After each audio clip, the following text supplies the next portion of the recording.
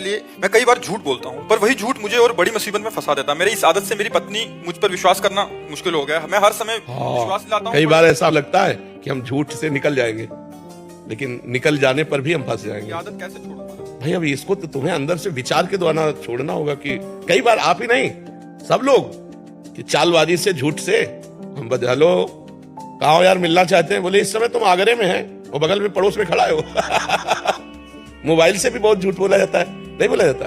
तो हमें लगता है कि हम झूठ बोलकर बड़ी सफाई से बच जाते हैं, लेकिन नहीं, वही हमारी गंदी आदत हमको सत्य से दूर कर देती है। नहीं, असत्य संपादक पुंजा। और जब झूठ पकड़ी जाएगी, पकड़ तो जाएगी ना, तो जैसे आपने कहा पत्नी ने विश्वास करना बंद कर दिया, बहुत बड़ा घाटा हो गया। हमारे पति पत्नी के संबंध में अविश्वास घुस गया, बहुत बड़ा घाटा हो गया। अब आप सत्य भी बोलोगे ना तो नहीं माना जाएगा। अगर हम झूठ बोलेंगे तो कभी सत्य बोलेंगे तो भी हमारी सत्य बात झूठ मान ली जाएगी कि ये झूठ बोलता है आदमी। हमें लगता है झूठ को धीरे धीरे कम करना चाहिए। कह दें आज से हरिश्चंद्र सत्यवादी, तो ऐसा नहीं हो पाएगा, क्योंकि जवान है और माइंड है, वो झूठ से बचता रहा है तो प्रयास करेगा झूठ का। धीरे धीरे हम अगर हम सत्य बोल देंगे तो फांसी थोड़ी चढ़ा दी जाएगी, हमारे आचरण सही हो जाएंगे, हमारा जीवन सही हो जाएगा। विश्वास पत्नी से कह दो वृंदावन हो गया, पति पत्नी में विश्वास न रहते फिर जीवन किस काम का।